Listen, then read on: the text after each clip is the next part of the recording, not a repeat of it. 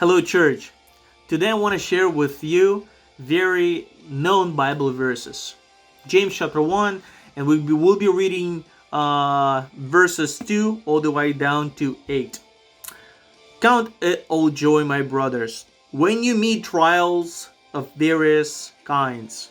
For you know that the testing of your faith produces steadfastness, and let that steadfastness have full effect, that you may be perfect and complete, lacking in nothing.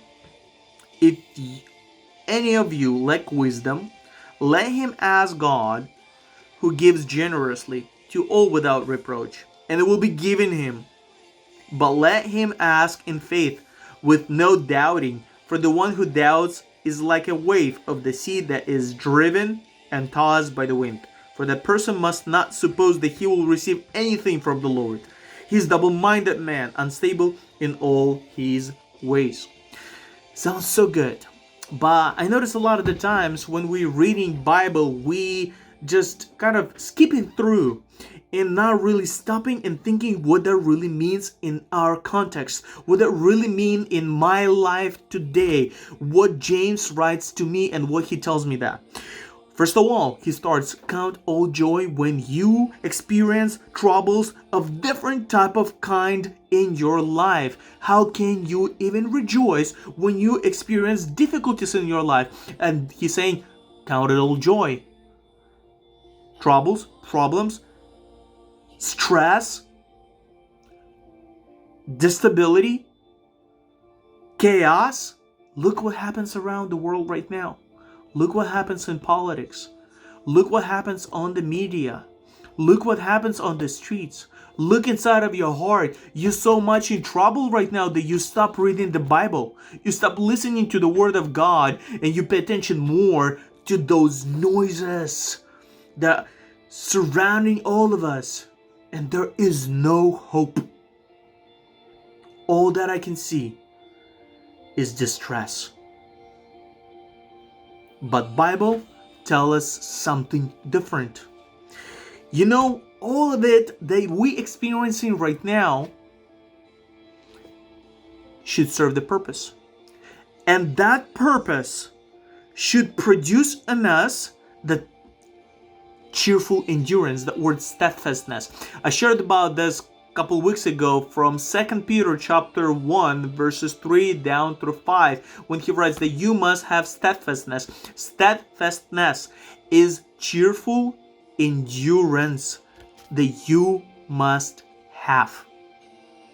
He said, so our faith or set of convictions that based on the Bible should produce in us cheerful endurance, continuous patience, and it must have full effect.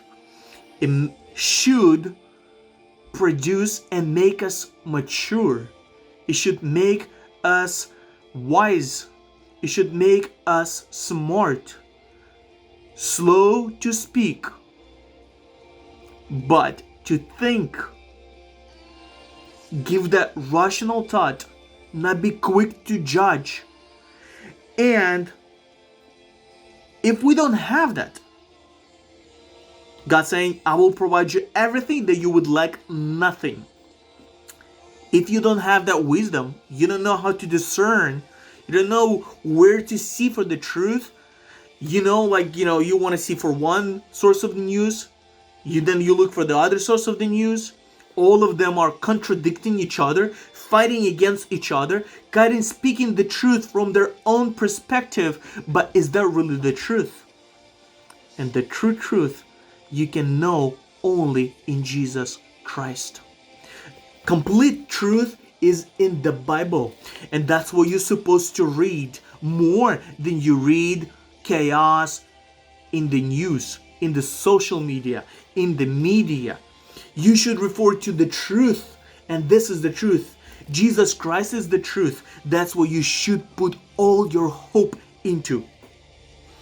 And God says, if you don't have that wisdom, you don't know how to discern, you don't know where to look or what to choose and how to be stable and get rid of that craziness inside of your mind, inside of your heart, and you want to have that peace, you should go to God. He says, I'll give you generously. Our God is a giver.